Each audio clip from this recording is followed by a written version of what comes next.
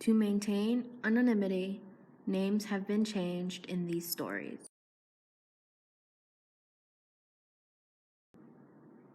Rachel was going out one day to meet some friends. She had her headphones in and she was minding her own business. Then a man sat next to her on the subway and started talking to her out of nowhere. He tries to have some small talk with her, although she said she wasn't participating in it too much. She just wants to be left alone, but continued to be polite. Then he asks her out on a date. She doesn't even know his name yet. She says no, and she assumes that'll be it. But then he asks her why. Does she have a boyfriend? Again, she says no. Religious reasons? She agrees to that one, even though it is a lie. He tries to talk to her about it, tries to change her mind, but her stop is coming up. She stands to leave. He copies her.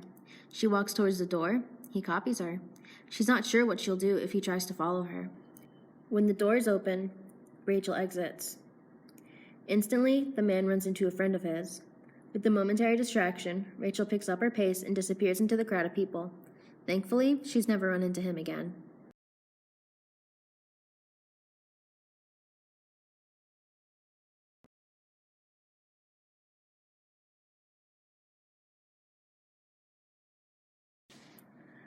Chloe and Lily are sisters.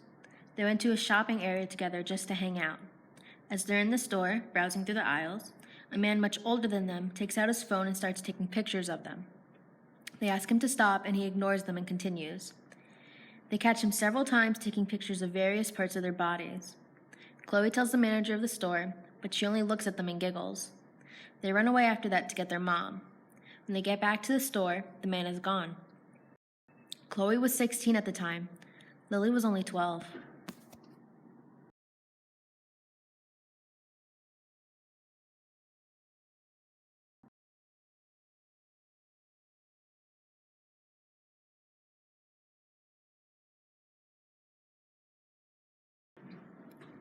Fast forward 3 years, and Lily is 15 now. She's at a friend's party. She and this boy she knows from school are sitting together. She wouldn't say she's close with him, but they've hung out a few times before with mutual friends. The boy asks her if she wants to play a game. Without thinking much of it, Lily agrees. He tells her it's called Fire Truck. So he puts his hand on her thigh and starts slowly dragging it upwards. When his hand has reached a point past where she's comfortable with it being, she's to tell him red light for him to stop. She tells him red light, and he tells her fire trucks don't stop at red lights.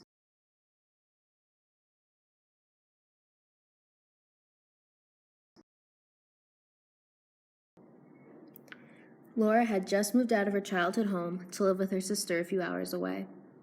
She's always been a shy and quiet girl. She would spend her days off on sidewalk benches where she would read. After a few weeks of this, a man working at the beauty salon near where she would sit took notice of her. He would start sitting next to her and start conversations. He would ask her out every day she saw him, but she would always tell him no.